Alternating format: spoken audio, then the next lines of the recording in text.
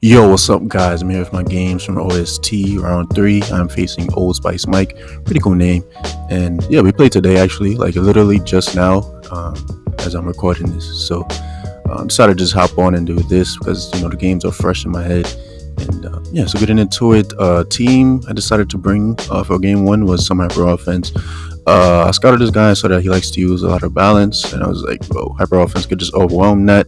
Looking at it, we got Dragon Dance Zygarde, which is probably not even good. I'm probably just gonna replace stats when I remake this team because Spectre actually just got banned today, and yeah, just wanted to use it because it's banned, but not for this round because they don't ban mons in the middle of the round. That's how the tournaments work.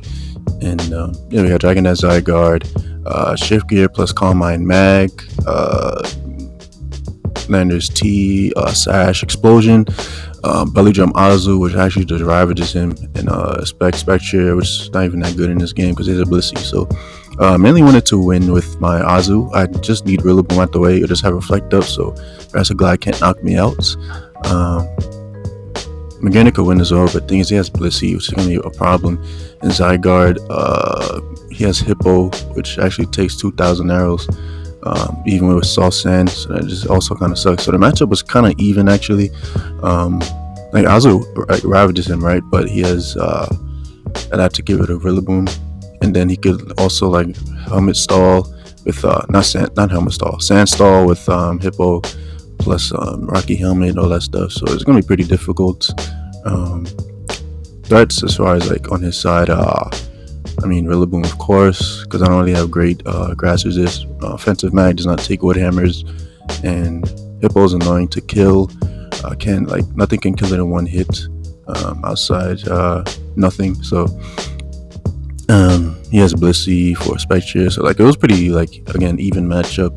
Gonna have to really outplay to do well in this one. And yeah, so to get into it. Leads, yeah, I like Landers. Now here I was thinking, like I said, number one goal was to give it a Rillaboom so that I can sweep with the Zoom. So instead of going for Stealth Rocks, which would just be an unnecessary play, because he has like Boots Torn and probably Boots Blissey, so it wouldn't really like help that much. So I was like, let me just go for Explosion on this Rillaboom. If he stays in, I kill his Rillaboom, which then opens up a Zoom and Zygarde. So I figured that would just be the best overall play, and that works out because he actually stays in, expecting me to Stealth Rock first. On the double down, he goes to Hippo, as I'm able to go Magirna. I just Shift Gear because Grassy Terrain is up, so and I'd also get my weakness policy, so that'd be great for me. As he does the next better play goes hard to Pex. Let's go for Star Power, Shift Gear into Star Power just to see how much it does. Does nothing. So he probably has a bit of Spadef on that Pex, or that's just normal damage. Can't stay in here, obviously. Gotta go to Regieleki because I want my screens up. That'll help with Zumarill taking on things like Magnezone, Torn, all that stuff. And I figured he wouldn't have T-Spikes. He might, but I doubt he would. So let's go for Light Screen. I want that up. It's better versus Magnezone and Torn. Hippo is not too big of an issue. As I pull a switch out on my Zygarde, just the best play. Actually, probably not. I could have went Spectre because it was the least useful member. Yeah, that was actually not the best play. I expected him to just straight Volt Switch, be like Specs, but I should have just scouted and went Spectre. I took any hits because Light Screen is up, but yeah, I go to Zygarde, which is actually going to cost me in the late game, as you guys are going to see. But I take the Body Press, I switch out to Zumro knowing that the Hippo is coming, and what this allows is for me to go for a Belly Drum. The Powder typically does not carry Whirlwind anymore, so I knew this was safe as just Belly Drum up, and supposed to switch out to Magnezone, just throwing it out, knows that he doesn't need it. I knocked there just in case he tries to pivot to Toxic X on Play Rough, because plus 6 knocks actually does not kill a Powder. I was predicting Toxic X there, which is why I went for the knockoff. As he just attacks Magnezone, which is just a better play. And here he's gonna try to bait me a bit. He goes to Torn first, and he puts a switch out to Pex. Bro, I'm not falling fat. Let me get that Pex gone, and I knock out Pex, which is good. But my Zoomer is pretty much dead now because it had to take so many rounds of Sand and Toxic and Rocky Helmet, so it's just gonna die, which is actually unfortunate because if I killed another Mon, I actually had a chance to win. But yeah, kind of spoiled it a bit there, but I mean, whatever. By the length of the video, you guys can probably tell that this goes to a game 3 as I go to Regieleki and set up a reflect so that Magearna can set up on Hippowdon, but the problem is I don't have Draining Kiss. I'm pretty bad set. It's like Store Power or Sphere, so I can't even like beat Blissey, and I don't even have leftovers to recover off the Seismic Toss. As I go for Orsphere just to check the damage, does nothing. And I was like, here, maybe if he like chokes and doesn't recover with his Blissey, Spectre could clean up, but no, he makes the better play, goes for soft boiled. Honestly, yeah, this pretty much the end of the game because Blissey obviously beats Magearna and Spectre can beat it. Hippo, Zygarde loses to that. Yeah, just gonna skip to the end of the game. Hippo eats up the +1 arrows from Zygarde. I go for Hyper Beam. It's the only move I can lock into to hit everything. But yeah, that's the end of the game. Mistakes in this one, I think allowing Zygarde to take that hit, that was pretty short-sighted because that allowed Hippo to knock me out. If he didn't, if Zygarde didn't take that hit, I actually had a chance in this game, which is pretty funny. So yeah, I'd say like that's the only bad play I made in this one. Magearna not being Draining Kiss. If I was Draining Kiss, I also just won the game as well. But yeah, this team didn't work out for game 1, so we got to move on to game 2. So be back with that in a sec. All right, guys, we're here with game 2. In this one, I decided to bring another team that my friend picked. It's Specs Magearna and DD Dragapult. Pretty like bulky offense. I wouldn't really say balance because the only wall really is Hippowdon. Ferrothorn's not really a wall; it's more of a pivot. And yeah, it's a pretty solid team. It's an older one, but it's pretty solid. And he brought some Nidoking balance. This is like hard balance. Only offensive ones he has are Dragapult. So looking at it, I was like, Magearna is pretty useless. He has a Pharaoh and a Tren, and I don't have Focus Blast. Honestly, I really don't like not running Focus Blast Magearna, but this team can handle a Ferrothorn, which is why I don't have it. But yeah, generally I like to run Focus Blast on my Specs Magearna. If I had that, I'd probably just destroyed the entirety of his team if he did not play well around it. But yeah, I'm Specs Flash Cannon, which is not that good at all. So I'm probably gonna throw it into Mandibuzz and Pulse because yeah, Magearna is like useless. Dragapult can actually sweep him if I get a bit of damage on Mandibuzz, like around 16%, because then he can't even come in on Dragon Darts. I have Fire Blast for Ferrothorn and things like that. So yeah, Dragapult is excellent. Hippowdon is there to take a hit from Nidoking and guard against I guess Mandibuzz with Toxic, and Heatran not really because Magma Song's gonna do too much, as I don't have enough Spadef on this Hippo, nor do I have leftovers, so I'm not gonna be taking those that well. Hydreigon's there to pivot into a potential Specs Dragapult. Deals with Heatran, Slowbro actually just beats a lot of his team. So Hydreigon's super important. Zapdos, pretty big problem. He has a Slowbro, but I am protective pads, so I can just U-turn or Thunder Kick into U-turn very freely versus that. Comes in on Mandibuzz default. It's just great. And really, if I just give it a Slowbro, it could actually just sweep, and a Dragapult as well. Ferrothorn is there to deal with Slowbro. Can knock his own Ferrothorn.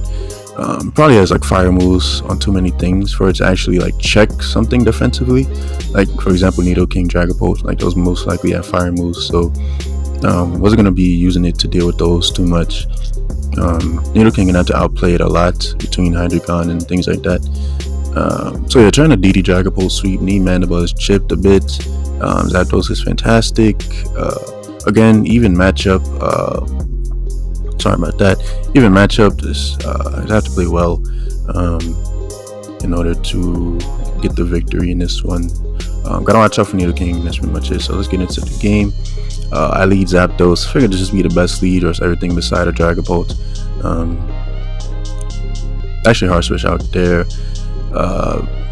Was actually died to like a Specs Draco, I think. And go to Mag. It's just the least useful, like I said. Don't need it. Don't need health on it. As I just trick immediately. Don't really need my Specs. And it's actually better for his Heatran to be Specs, because then Hydreigon doesn't have to worry about Stealth Rock into Toxic and things like that. So that's actually a pretty great turn for me, as Can't stay in there and just die to Magma Storm. So go hard Hydreigon. As I'm able to just defog here. Yup. As Mandibuzz comes in, makes sense. Go to Hippo here just to punish him a bit with the Rocky Helmet. Like I said, I need that extra damage for Dragapult later on. As I guess the Slowbro. Now here I make a pretty questionable play. I go for not this turn. Toxic was fine here, because this is the only Zapdos counter. So Toxic in this, along with Sand is really good. This punishes Slowbro a lot. As go for Toxic, right? Then I sack off, which makes no sense. I could sack off versus literally everything else on his team, like Ferrothorn, Mandibuzz, and I chose to do it here. Again, just made no sense, and I stayed in sack off again. If I was gonna do that, I might as well got up Stealth Rock. Yeah, I did get up Stealth Rock. But the thing is, my Hippo's so low, they could just Nidoking now. I think what I was thinking here was that Hippo is not that good. Because most likely a Specs pull, so I can't even check that. It's good versus like Mandibuzz, and that's pretty much it. So I mean, I don't know. It's debatable. I allow Hippo to go down there. Definitely I'd say Hippo and Mag are like the least useful members though, by far. I can't go Zapdos actually because Berry Bird doesn't knock him out. So I have to go Dragapult. Because actually has a good chance to knock Nidoking out from there. Go hard Zapdos, pretty savage play. Because if you Magma Stormed, I would have gotten smoked. But yeah, I was pretty confident he wouldn't. I was figured that he might most likely just Earth Power as the least risky of the two plays. Covers me staying in with Dragapult. You don't want to miss Magma Storm as I go for Dragon Dance. Yeah, I just figured he wouldn't Magma Storm there. I don't know how to explain that. I just figured he wouldn't. Go for Brave Bird there in case he tries to go hard Dragapult. Don't want to Thunderous Kick and lose momentum. A U-turn there, as you can see. Let me just go back. Let me go back here. Does Slowbro take rocks? Earth Power, Slowbro. Yeah, Slowbro took rocks, so he's rocking Helmet. But like I said, I'm pads, Zapdos, so I don't take any damage. As I Brave Bird into U-turn for free on the Slowbro, essentially. As I bring in Dragapult, knowing that he's probably just going to teleport. I want to position Dragapult versus anything else on his team because it beats everything else beside Mandibuzz. And if he sacks off, covers that as well. As what do I do here? I darts first, yeah. Makes a pretty solid play. Goes Pharaoh first, then pivots to Heatran, scouting for the Fire Blast, which I do have. And here I can't stay in Phantom Force because if he pivots to Mandibuzz, then my Dragapult's dead to foul play or whatever he has, so I can't stay in there. Go Hydreigon, covers the Magma Storm or whatever. Roost here to usually keep this healthy later on in the game in case I need to take a hit from Nidoking. And yeah, so go to my Zapdos on the Mandibuzz, knowing that it's probably just going to defog as rocks are coming pretty annoying for you trying to take every time it comes in. Slowbro's taking rocks and things like that, so definitely doesn't want those up. And Zapdos just covers anything if you wanted to U-turn as well. I eat that up as go for Thunder's Kick. Pretty confident you want to go hard Dragapult because that thing kind of wins the game. But for some reason I thought I took a Specs hit, but I just died. Definitely hard Magearna was the play. Just this really bad play, honestly. Like, what do I need health on Magearna for? Like, this made no sense. And I lose one of my things. I can now speed Nidoking and deal with Ferrothorn. So this was just an awful play. Should have went hard Mag there. As my Zapdos dies, I also lose a sack, which is just suboptimal. But it gives me the free chance to DD, which I appreciate. Yeah, I get greedy, go for another one. I mean, the only way I could kill Mandibuzz is at +2, so I wouldn't say it was a greedy play. The only thing Slowbro could do with Future Sights, as I go for Darts, just instantly knock him out. Darts, again, if I was only at +1, he wouldn't have died to that. As that's one of his Darkers is gone, so Hydreigon is looking nice. As he goes to Pharaoh first. Ferrothorns all runs Spadef in Gen 8, so I don't need to go for Fire Blast there. Phantom Force will easily knock him out at +2. As here, he has to pick a sack. He decides to track Dragapult. I mean, I don't know about that. I mean, I guess it makes sense because he'd have to. There's no one move he could lock into to beat Mag, Pharaoh, and Hydreigon. Like, he can't lock into Shadow Ball versus Hydreigon. And I guess he figured that Pharaoh could possibly do it versus the last three. so it makes sense. Go to Hydreigon here on the double down, as there's been a lot of double downs in this series, I realized, as he makes a solid double into Nidoking, knowing I probably go to Pharaoh to try and knock his own Pharaoh. So that was a really solid play, as man, I'm kind of getting outplayed here in this end game, as he goes for Flamethrower twice just to knock my mag out. Thought about pivoting to Hydreigon just to save the sack, but unnecessary, as I don't want to risk him going for Ice Beam, which actually could have killed me from there, and then I probably would have just guaranteed loss. So go for Dark Pulse, get a flinch, which is great. Go for Dark Pulse again, misses Leech Seed, as it's pretty lucky on my part, but even if he hit that, he would have been at what? After Leech Seed is 12%, so 12 plus 9, 21. Still would have died to the next Dark Pulse, but what I would have done was switch if he hit the Leech Seed, so that I'm guaranteed out of range of Ice Beam from Nidoking, because if I take 2 Leech Seeds, I think I die to that. But yeah, pretty unfortunate for him. He misses there, as yeah, I'm going to stay on Hydreigon. Best play is just Dark Pulse first to flinch, then go for Earth Power, because Earth Power never kills from full, as I'm able to knock him out. So I got pretty lucky at the end game there. First the Ferrothorn. Yeah, honestly, could have just really played better. This was just not my best performance, honestly, as yeah, we're gonna be back with game 3. We're back here with game 3. In this one, I brought a team I really like. It's based around Choice Band Crawdon plus U-Turn Cinderace. Basically, you learn things like Heatran, Hippowdon, Moltres, bringing your Crawdon and slap stuff around.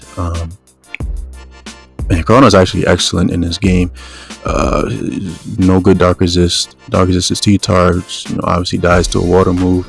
And other than that, he has to really pivot around it between like Pex and go to T-Tar, and then if that gets chipped, then that opens up Tapu Lele. So that's how I really want to go about it. And yeah, Crawdon just excellent. Does over his Corviknight because it can't Oko with Body Press. And Cinderace is amazing. Nothing outspeeds it outside Dragapult, which cannot switch in. And yeah, does over is everything. Beats T-Tar, Corv, with Psychic Terrain up. I can actually knock out Pex after a bulk up.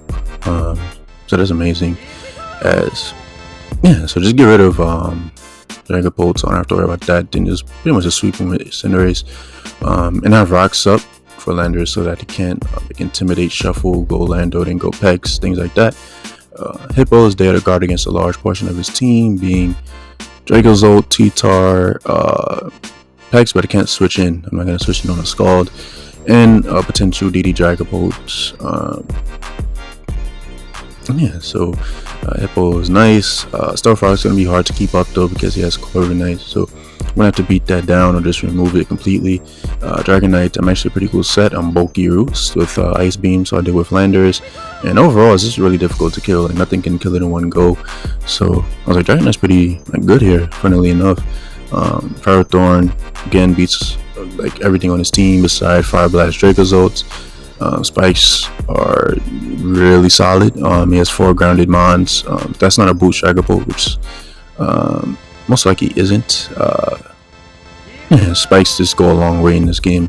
Corviknight can't defog as easily on it because of the threat of Leech Seed, Iron Balls, all of that stuff. Tapu Lele, again, got some of the last games. Very, very good. Right move Corviknight, just click Moonblast, Psychic, things like that. Mostly you want to remove T-Tar though, and then remove, not remove, but really weaken his Corviknight, so I can just click Psychic, get those guaranteed Okos, 2 kills, things like that. So game plan wise, again, Crawdon Cinderace is just going to be the MVPs. No good switchings for either of them. Just position Crawdon versus things like Pex, Corviknight. Obviously don't switch that into a Scald, but yeah, should be good. Hippo just beats out of his team, just defensively and offensively. Like, I have the advantage. I have a really good matchup in this one. Gotta watch out for Dragapult because I don't have the best Ghost Resist, but Dragonite can pivot in because I'm really bulky. So yeah, just gotta really step it up in this one. Been getting kind of outplayed in the last few games, so yeah, let's get into it. So lead with Tapu Lele, just the best overall lead, beats everything beside Corviknight. I figured he wouldn't lead that though because I have a Cinderace. just click Moonblast. The damage difference between Moonblast and Psychic versus Landorus doesn't matter because Psychic won't even kill it. Won't do much more to Corviknight anyway, so just decide to go for Moonblast. I don't want Tar coming in for free, as yeah, I went to Ferrothorn on the U-turn. Corviknight is now at 67%, so once I get my rocks up and Psychic, you can't switch in, you get into a kill. So that's great. Corviknight's already chipped, which you love to see. And I figured that Ferrothorn just has the best positioning versus the rest of his team, even if he decided to U-turn. So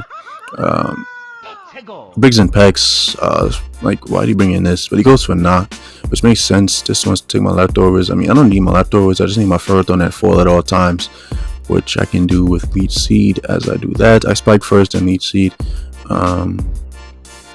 Then I spec again, I believe. Yeah, I spec again as he's trying to Skullfish. Instead of going Corviknight, which he should have did the last turn, but now he does. I know he would this turn. I know he wouldn't Scald, so I'll put a double out to my Crawdon, knowing that the Corviknight's coming, or it covers for recover on the Pex. As yeah, maybe we'll just knock him off. Now it doesn't kill, which sucks, and it's gonna be key later on because his Corviknight's still alive, which is very annoying. Forgot to say he showed no item earlier. He shed shell, so that makes sense. Yeah, so I'll knock that off. I mean, that's good because now LELE just literally just clicks Psychic now. Then he goes to T-Tar, so I was like, oh nice, give me this. As I knock again, does 42, which is just ridiculous damage. I actually decided to stay in again because basically if he switches out, no, not if he switches out, if he stays in, I get the necessary damage for spikes because I have 2 layers up, so upon switching he'll just die, which means he can't even try and pivot in on top of LELE. So I was like, let me just take the damage actually instead of switching Crawdon out, making a defensive play. I did knock my Crawdon out, but I was actually fine with this because again, I look at LELE versus his team. Corviknight's at 3%, T-Tar is dead. I bring a Cinderace there just to U-turn out and to kill the T-Tar safely. Don't want to lock into Moonblast or Pex. As I bring in LELE here, Landorus actually does not knock me out with the Earthquake, and I live Sand after this because Sand ends this turn as I'm able to Psychic twice, knock his Landorus out. So I'm like, this is looking great for me. Really, LELE just wins at this point. So go straight to Hippo, just the best play. Now here I make the worst play of all time and go for Cinderace.